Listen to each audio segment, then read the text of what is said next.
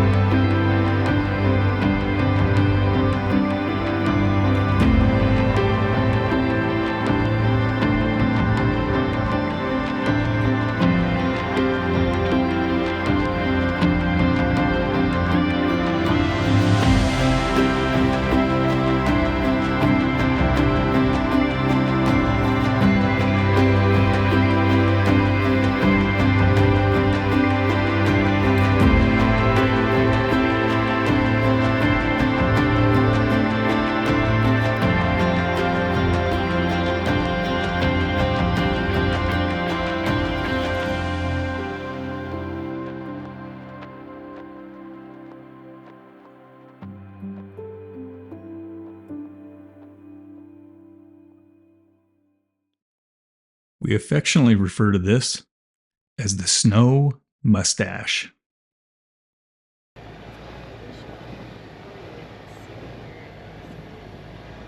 Driving across the dams at Loon Lake after there's been some good snow can be a little bit treacherous. But the payoff? Well, see for yourself. The second dam at Loon Lake sits just above the most popular entrance and staging area to the Rubicon Trail, and it's about 6,500 feet in elevation. In 1884, Loon Lake Dam was constructed to provide summer and autumn water supply to Georgetown Ridge for mining. It was owned and operated by the Georgetown Divide Water Company, who used it for irrigation. In 1943, the Bureau of Reclamation proposed that Loon Lake be used for matters of power generation. In 1948, Georgetown Divide Public Utility District applied for appropriative rights from the state of California. A deed was signed in 1952 for the rights and the operation of all facilities in the Georgetown service area and the Georgetown Divide Water Company that included Loon Lake. The Upper American River Hydroelectric Project was constructed by SMUD between 1959 and 1985. The Loon Lake Powerhouse is located more than 1,000 feet below Loon Lake. The campground on the south shore is typically open from mid-July to mid-October.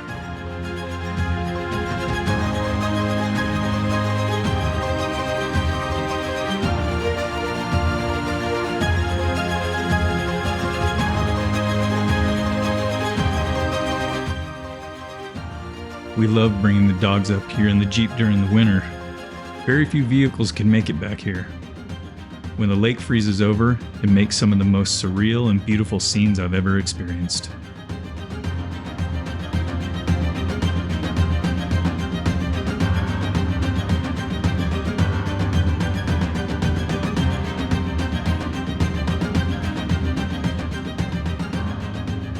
It amazes me how the wind and water can create these patterns in the ice.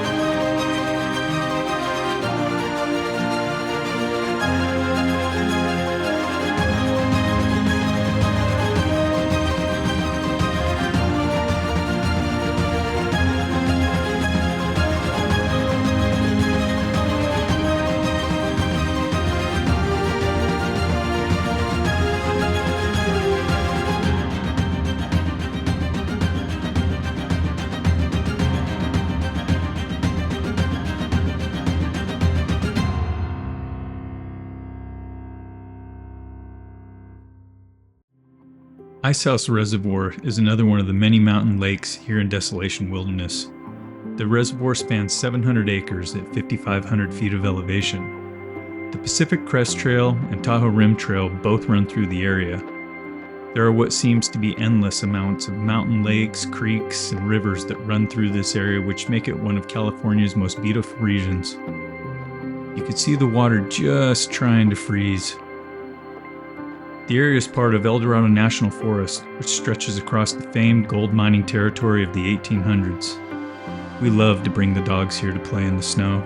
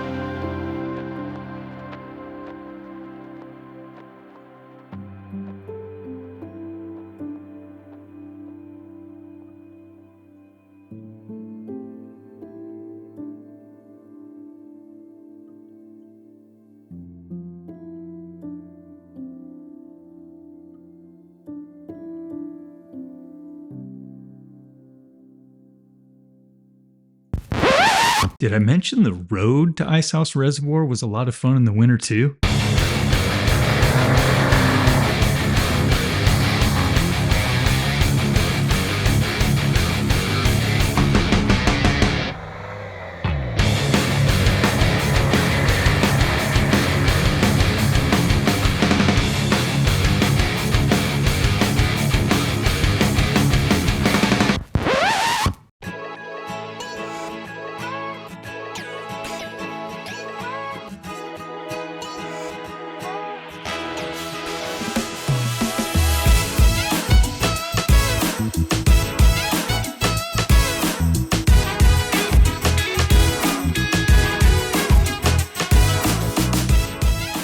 If you know, you know.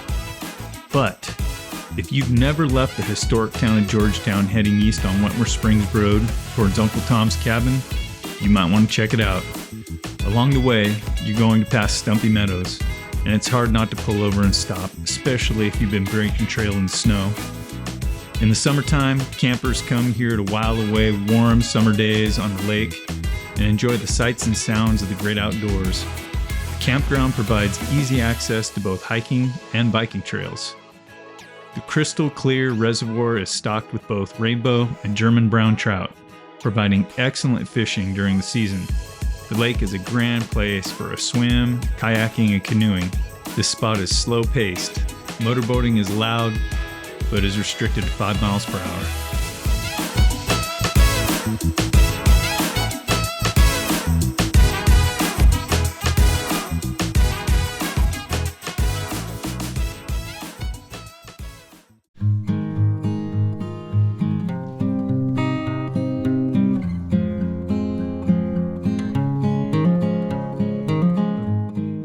This amazing spot is one of the first places we ever camped with our dogs when they were just puppies.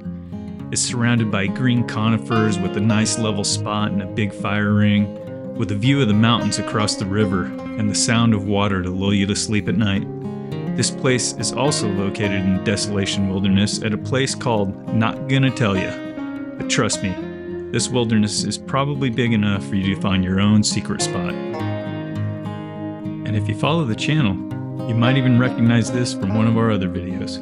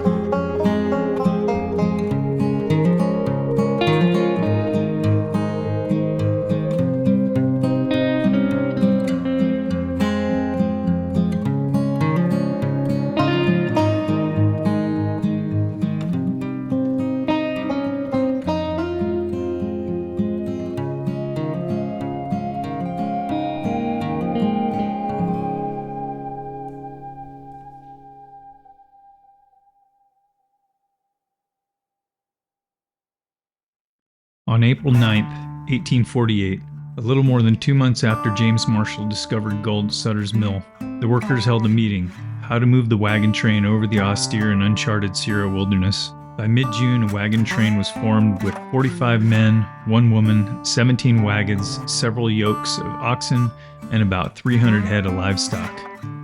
3 advanced scouts set out into the mountains on saddle horses to scout a route for the wagon train. After 10 days without word from the advance, 10 more men were sent to search for the missing scouts. The wagon train moved northeast about 10 miles to another valley. They named this encampment after James C. Sly, a member of their party. Today, this place is known as Sly Park. After another 10 days, the search party returned with no sign of the missing scouts. But they did find a way over the mountains. The Mormons broke camp and began the ascent over the Sierras, building the road as they went. It was at Tragedy Spring that they discovered the murdered remains of their 3 advanced scouts, buried in shallow graves. Henry W. Bigler, one of the members of the wagon train, noted, "We cut the following inscription in the balsam fir that stood near the grave. To the memory of Daniel Browett, Ezra H. Allen, and Henderson Cox, who were supposed to have been murdered and buried by Indians on the night of June 27, 1848, we call the place Tragedy Spring."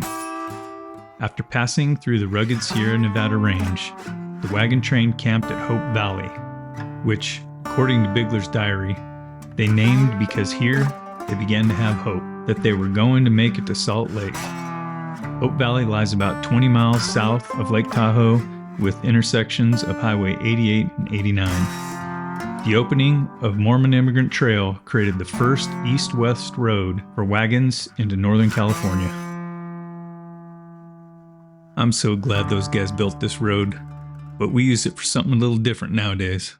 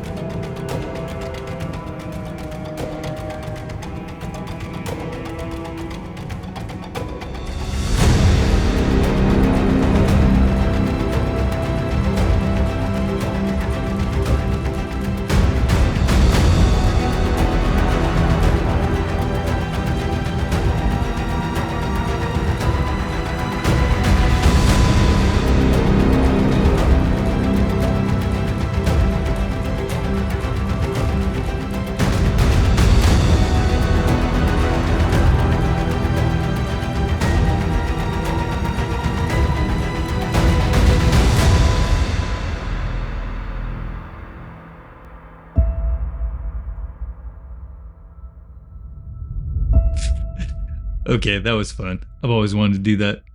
We'll see you next time, everybody.